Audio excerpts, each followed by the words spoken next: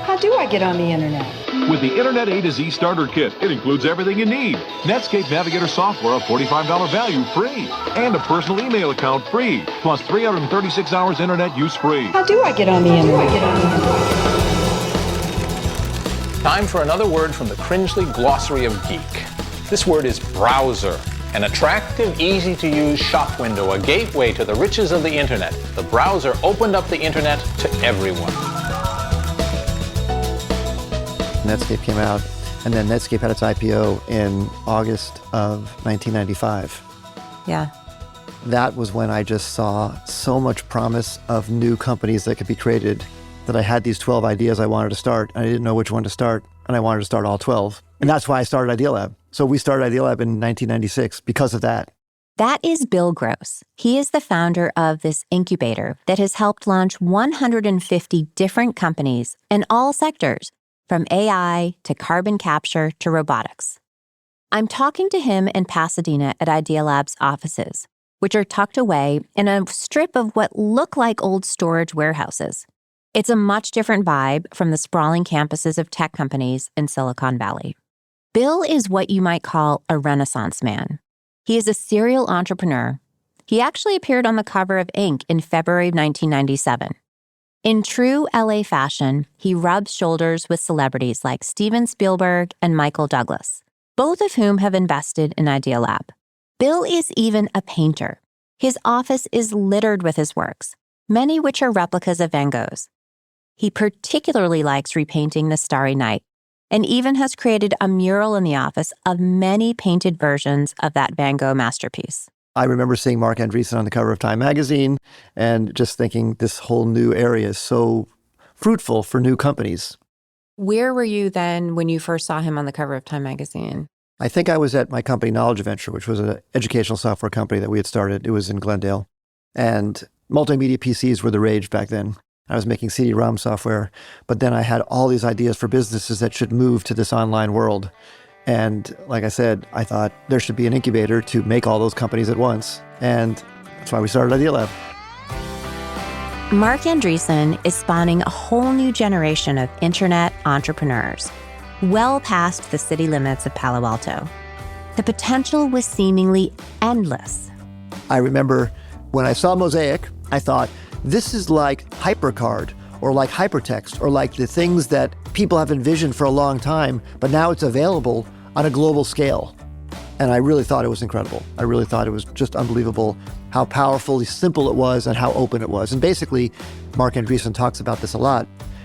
Permissionless innovation, that you didn't need anybody's permission to go start innovating. You could just go, get a domain name, make something useful, make it available to people. And permissionless innovation caused this whole revolution of the internet in a way that people had not seen before. Prior revolutions required permission. Let's say you wanted to open a store, you need permits, you need to go get authorization, you need to rent, you need to get signage, you need to get a business license. If you want to take credit cards, you need to go through Visa or MasterCard, you need their permission before you can take their money. But with this internet thing, it was permissionless. You could just do anything you wanted. And that was very thrilling to me because I love the idea of invention without bottlenecks. And that was very exciting. The events we unpacked in the first 3 episodes helped lay the groundwork for a major expansion in entrepreneurship. This also included new opportunities for brick and mortar retail to expand online. In this episode, we're going to explore this expansion and the stories of a few entrepreneurs in Pasadena. The internet was no longer just for the computer freaks. Permissionless innovation is opening up the World Wide Web to literally everyone. This is Today with Bryant Gumbel and Katie Curry. What is internet anyway? Internet is that massive computer network, the one that's becoming really big now.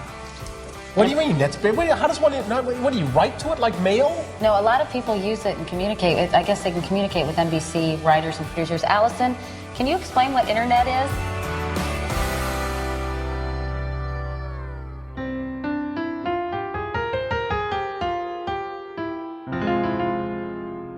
This is Computer Freaks from Inc. I'm Christine Hani Dare-Bryan. Chapter 4, Permissionless Innovation.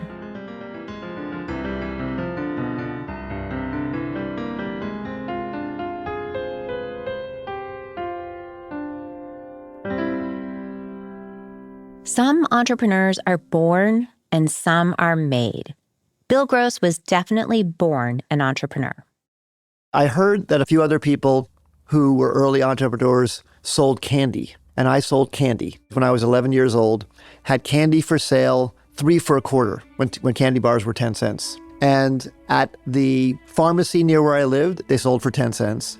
And at the student store at my junior high school, they sold for 10 cents. And I saw that they were 3 for a quarter. So I figured out if you buy them 3 for a quarter, that's 8 1/3 cents. I could mark them up to 9 cents and undercut the school store by a penny and sell to kids on the playground for a penny less or at the bus stop. So I would get these bags of candy that I bought 3 for a quarter and then sell them. And I made about $400 selling candy bars. And it was $400 a profit because it took a lot of candy bars to make $400 a profit. I was riding my bike around. And I really had a lot of fun doing this. And I just thought this idea of arbitrage, that you could find a price that was lower and then help other people save money and then make a little bit of money in between, I thought that was very thrilling. By high school, Bill graduated to making energy kits. So I made a little kit that could take the sunlight, concentrate it, and make the temperature hotter, and then run a little Stirling engine to make mechanical energy. I was really, really excited about that. I read about how to do that. I made that in a metal shop at school, and I sold the plans in the back of the magazine. And why that was so exciting to me, and that really changed my life, was this idea that you could use intellectual property to make value. So I started off arbitrage, selling a candy bar for a little bit higher price when I was 12. When I'm 13 and 14, I'm taking wood and plastic and shaping it and making that more valuable, but using my hands. And now I'm using my brain to make something valuable. And that was really, really exciting to me. And that, I think, made me want to go to Caltech. I got accepted to Caltech probably because I talked about that business in the magazine. Bill says that the people who bought these solar devices were trying to boil water or cook food from the sun. The profits from that business paid for his first year in college. At Caltech, Bill would try to continue his entrepreneurial dreams, which was doable in his first year since his classes were pass-fail. But in his sophomore year, school got tougher.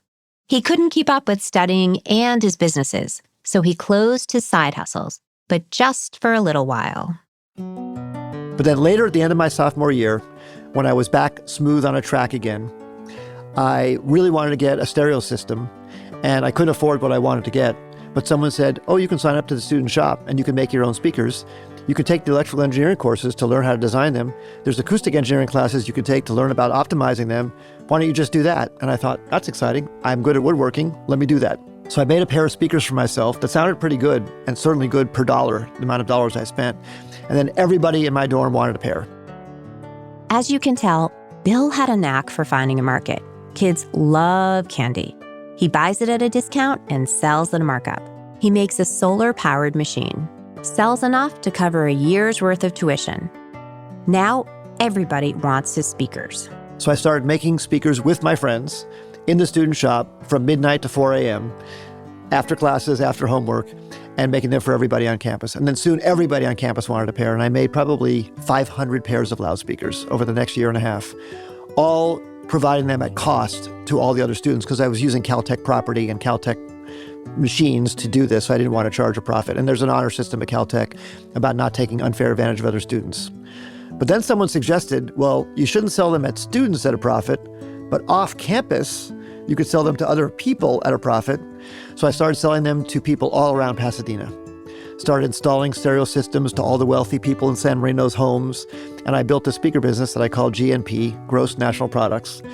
And I sold speakers. I sold 5,000 pair of speakers over the next 3 years. For the first time, Bill had taken a business idea from side hustle to a legitimate enterprise. And it did pay my way through college. And I think Tom started helping me build them, and other people, everybody on campus contributed to this. So I started paying wages to other people on campus, and it was really, really a thriving business. The Tom he is referring to is Tom Solanil. Tom was also a student at Caltech. Or attempting to be a student. He did flunk out eventually, but he'd stick around campus regardless. Back then, he was in the market for a car, and Bill happened to be selling one. He had a 1966 Lotus Europa in beautiful blue, and I saw it, and then he said it was for sale, and I wanted it and borrowed money from my grandmother to buy it. It was a 1973 Lotus Europa. 1966 or 1973, the years of the car are not important. What is important is that Bill needed to sell it and Tom wanted to buy it. I needed a van to deliver the speakers, so I had to sell the Lotus to buy a van.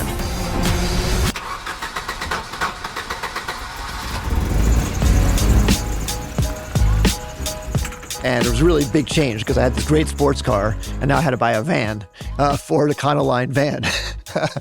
But I needed it for the business. But a van was not all Bill needed for his speaker business.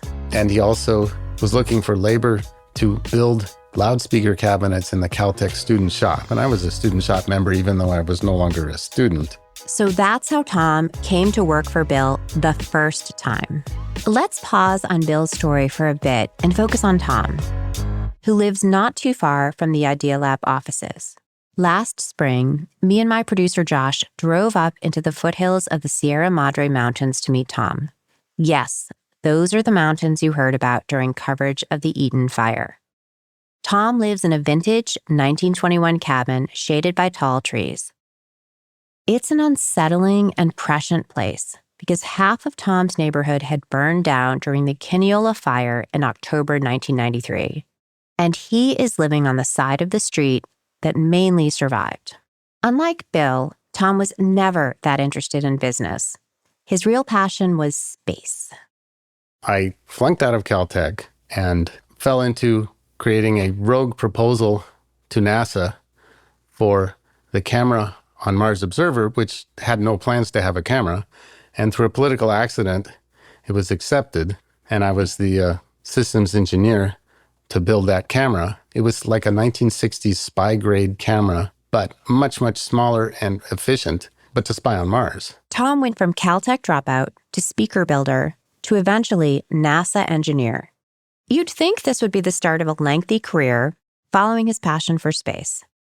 But unfortunately, Tom's time working with NASA was short-lived. I would have continued in space cameras with the people, the team of engineers, young Caltech engineers I gathered together. But we couldn't find work. And unfortunately, also, the camera we built, NASA managed to lose it 6 weeks out from Mars.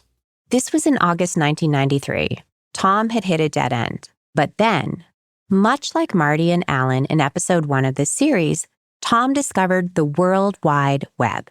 He still remembers vividly the first time he saw Mosaic. Now, I saw Mosaic and thought, oh my God, this is it. But I couldn't really tell what it was, except that the idea that you could reach anybody who was also online and present textual and visual and allow them to explore it. Very different than like mailing out a videotape or something like that. You could be discovered, you could be connected to. It seemed like it had tremendous potential. With his team of now unemployed engineers who had been working for NASA, Tom started to ask, what could they do with Mosaic? We were puzzling over, okay, if this thing has commercial potential in the sense that small shops, well, we wanted to demonstrate things beyond what the internet was doing already. And in some way people could buy esoteric stuff. I suppose the natural thing may be natural in a little bit further west in the valley would have been porn, but we had no interest in that. And we wanted something that the press could talk about and that we could feel good about. And that would be, stand out as a sort of test case of, can you sell things on the internet? Are there things people want? Can you make a shop viable on the internet? We're back once again to e-commerce.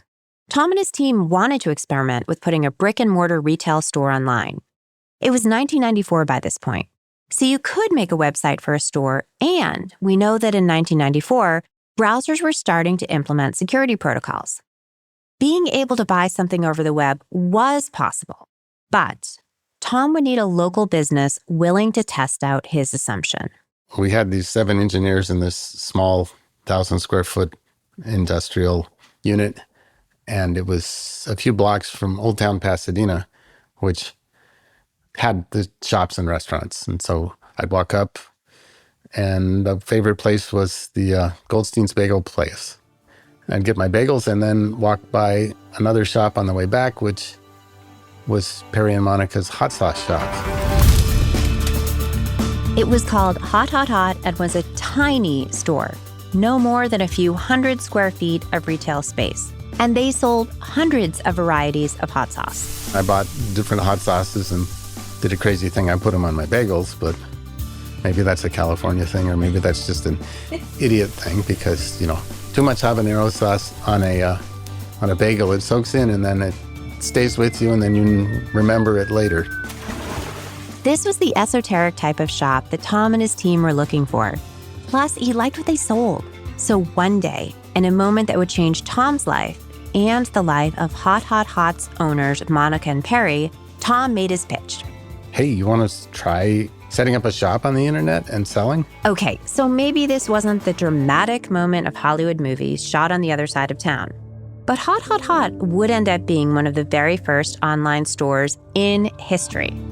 After the break, we're going to hear more about the trend that tiny hot sauce shop created for the world of online shopping. Fingertip shopping will be one of the many homemakers' conveniences. This video console will be channeled into the store of her choice. There, a camera will scan a display of wares, which she will select. All bills and transactions will be carried out electronically. A central bank computer will debit the family's account the amount of purchases and credit the department store, for example.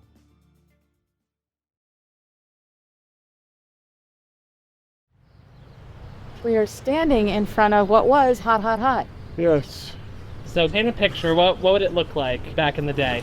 Monica Bosterman Lopez and her husband Perry Lopez have agreed to take a stroll down memory lane and show my producer Josh and I where Hot Hot Hot used to be in Pasadena. This whole thing would say Hot Hot Hot, and then our Orange Sun logo. It was a real mom and pop shop, only with hundreds of hot sauces. Running a business can sometimes feel like a comedy of errors. We hear about it all the time at Inc. Hot Hot Hot was no different.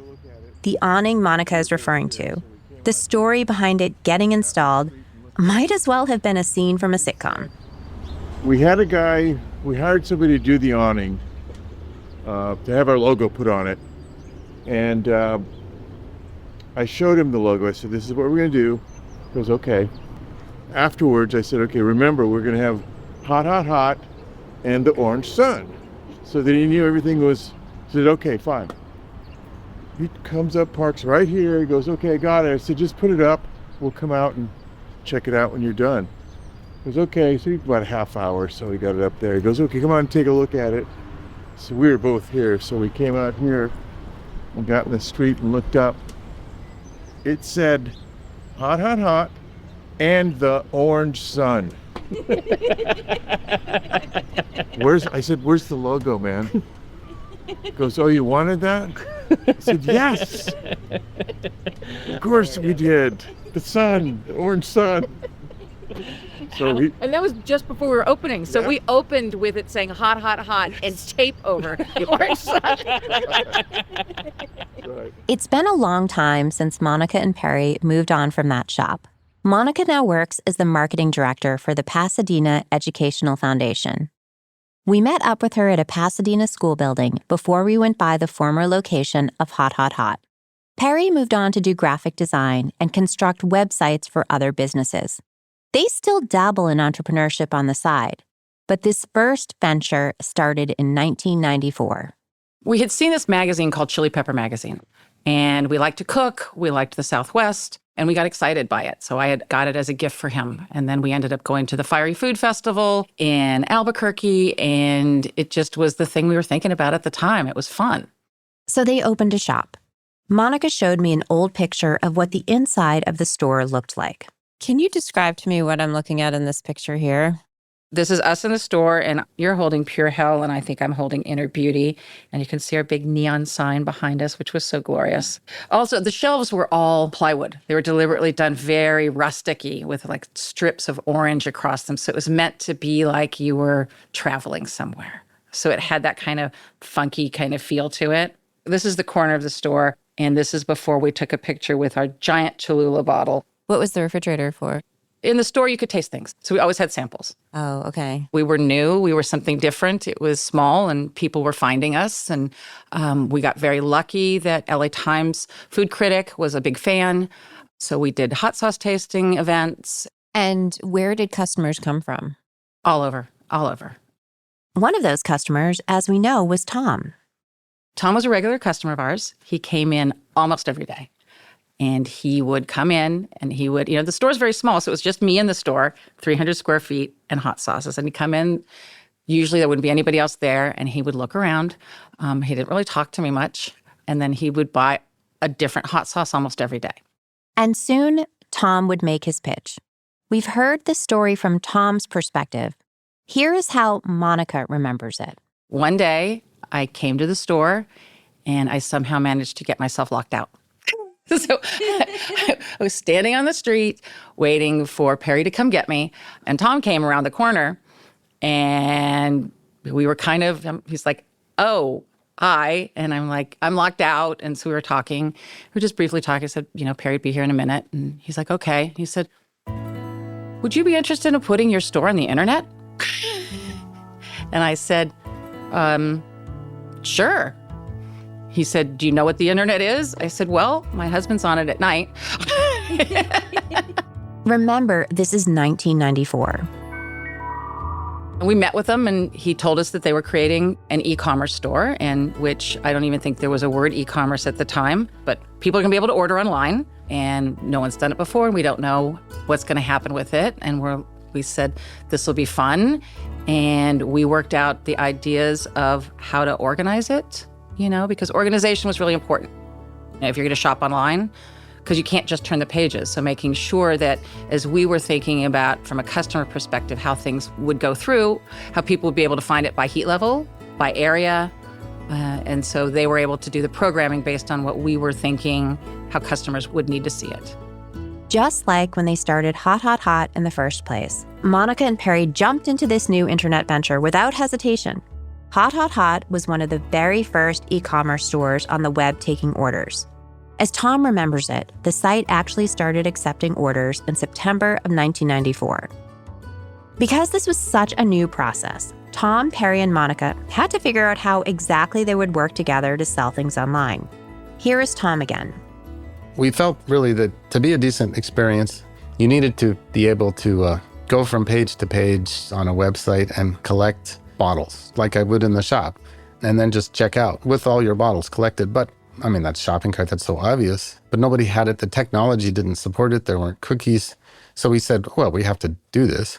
And we found a way to do it that was possible back then, where in tech speak, we did a server-side database and we rewrote all the URLs so that they would have the visitor identifier so that we could maintain state on the server so that there could be a shopping cart. And we also knew people have to be able to pay right there on the website. You don't want them to have to phone in their credit card number. And there was some anxiety about taking credit card information online, but we said, we'll take it, we'll print it, and we'll destroy the information on our servers. And then we have a piece of paper, and then once a day or maybe twice a day, if it was exciting, we would take the stack of printed orders up to Monica and Perry, and they would ship out the hot sauce.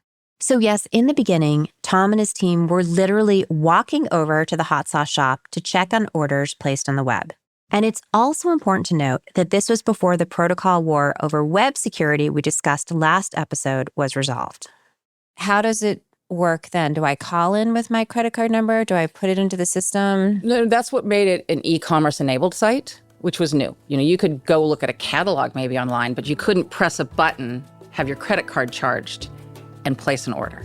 This is what Tom's company, which became called Presence, was able to do, which is what made it so different. So when it first went live, I have no idea how the first people found us. They must have done something to market it because there were no search engines. There wasn't any of this. So word of mouth. So the first person places their order, they hit the button. We got an email saying that an order had been placed. Their credit card was charged, just like we could charge credit cards in the store, going through that same system. And the person called us to make sure we got the order. But will it work? It was like we flipped the switch on something that no one knew if it would even work or not. Will people actually order online? We didn't know if people would do it. And it sounds strange, doesn't it? It sounds really strange to think, who knew if people were going to order anything online? But we didn't.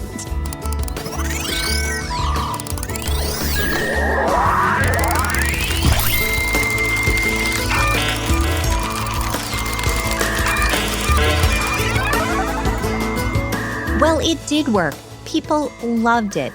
Orders were coming in from everywhere, and word had spread around the world. One day, I was in the store, and this tour bus pulls up, and a whole busload of Japanese tourists comes out, and they fill the store because someone had wanted it on their tour to go to the hot sauce store that was online. And so name some of the countries you were sending hot sauce to. I think we sent them everywhere. We sent them to Denmark and Italy, I think there was Italy some. and Mexico and Very global. mostly U.S., but we still shipped international if someone was crazy enough to want to pay that. Who had a sauce that they just had to have. But as we know, technology has its limits. There was a book that they were doing called A Day in the Life of the Internet. One of these day in the lives where they sent out a bunch of photographers all over the world based on one topic. So this was the internet. So there was photos of an Inuit family using the internet and something in Australia, and there was us, and there was a lot of people from around the world, but it was all taken in one day. All the photos were taken in one day. And then from that, they actually they did an exhibit at the Smithsonian of the photos. So we can say our photo was exhibited at the Smithsonian, which is kind of crazy. And then and Al Gore was there for the opening, and they did a web camera thing. Early webcam, with the Inuit family and us and someone in Australia and Al Gore, and everybody got on the webcam. Everybody got on the webcams, and it didn't work. Yeah, early simulcast. Suddenly, Monica and Perry were the poster children for starting your own successful internet business. They appeared in an October 1995 article in Inc. under the title The Well-Merchandised Website. They were invited to speak at Harvard Business School about selling products online. But with that success, other people wanted to cash in. There were hot sauce websites all the time cropping up. Even there was a company that went around, I think they called themselves Internet in a Box or Website in a Box, and they did how to get rich quick kind of things on the internet. And then, like, if you walk in, there was our picture and our website story. But despite all this attention, their profits weren't huge.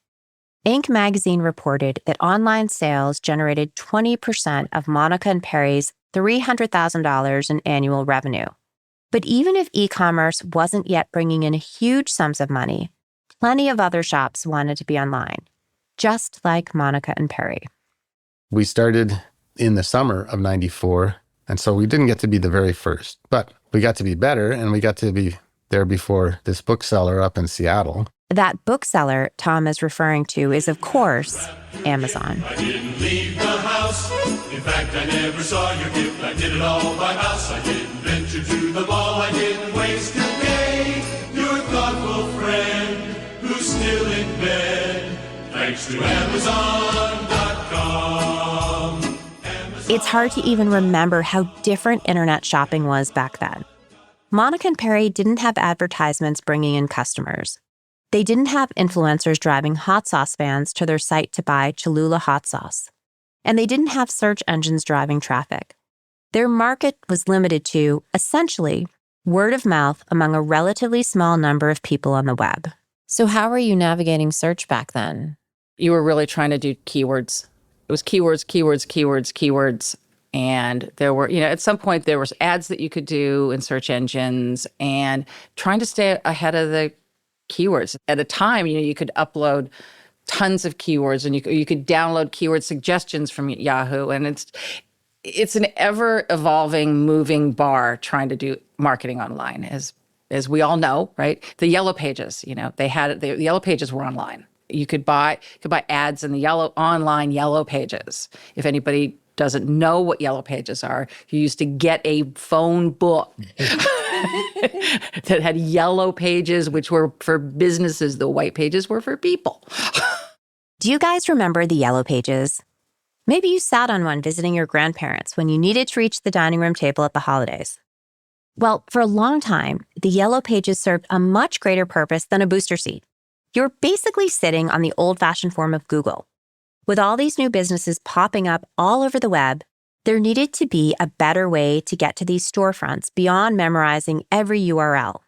So search engines started popping up. You had Alta Vista, And Yahoo had evolved from their lists and hierarchical system to also include search. But everybody at the time was treating it as a lost leader, a freebie you give to get people to come to your website. Bill had a sense that there was more to be had. Enter Tom's old friend Bill Gross from the start of the episode. Bill, as we know, had a knack for seeing where the market and profit was, whether it was candy, speakers, or now in search engines. We just mentioned the Yellow Pages. Well, Bill saw the parallels between the Yellow Pages business model and what search engines' business model could be.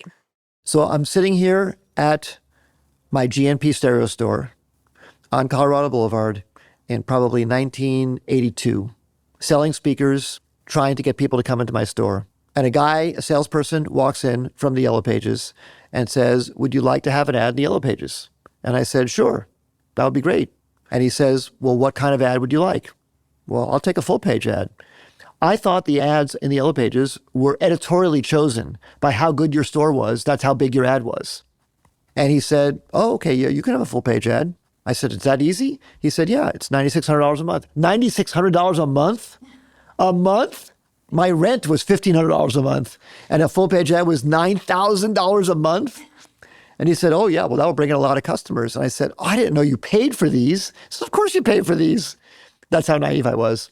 He said, "Well, the full page ad is $9,600. The half page ad is $4,800. You can get a little ad, you can get a quarter page ad, or you can just get a listing." And the ads in the Yellow Pages, if you looked up plumber, there'd be 5 full page ads for plumbers, 4 pages of half page ads, a bunch of quarter page ads, and then just the line listings at the very end. The line listings were free, but the ads, if you want to represent your business, cost money. Well, I think he convinced me to take out a quarter page ad for something like $2,000 a month. I had to make a $24,000 a year commitment. And he convinced me that it would bring in customers more than $2,000 a month of business. And he was so right. It brought in $50,000 a month of business. It was insane how much that ad drew. Now, fast forward to the mid-90s.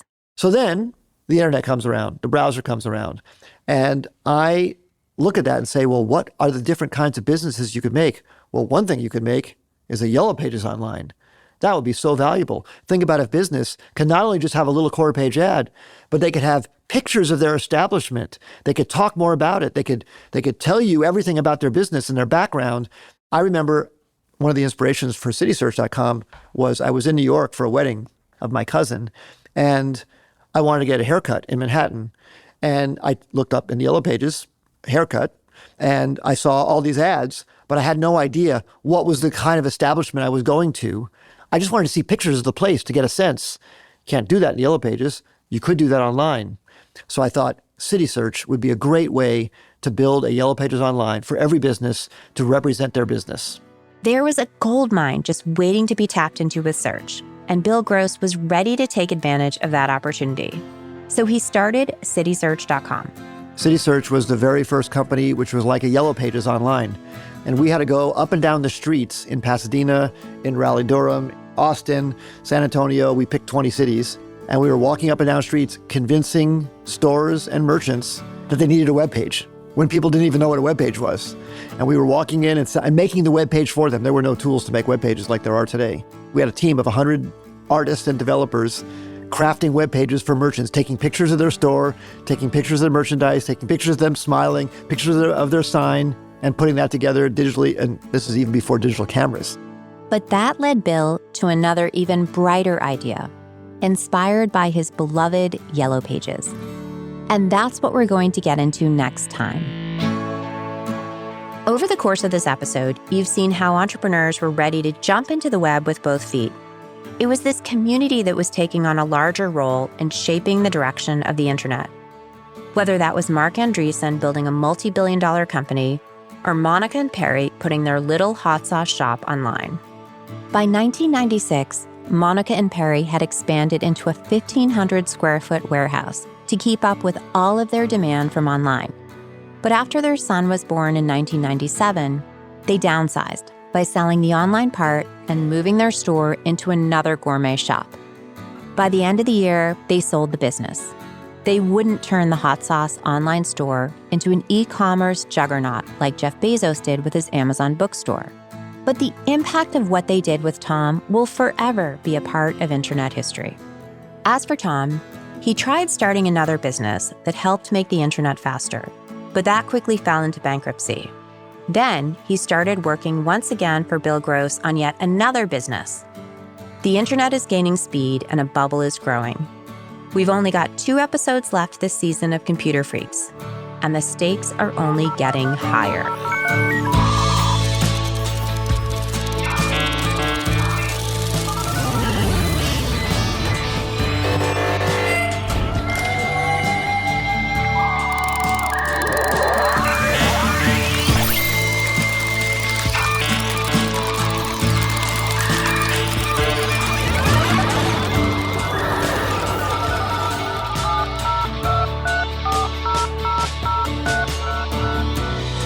Computer Freaks is created and hosted by myself, Christine Hani Dare-Bryan.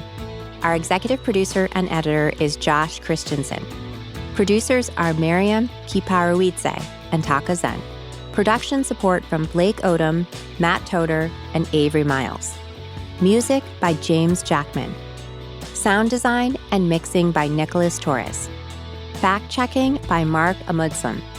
Special thanks to Stephanie Mehta, Mike Hoffman, and Michelle Legro. And I dedicate Computer Freaks Season 2 to my dad, Major Joseph Hani.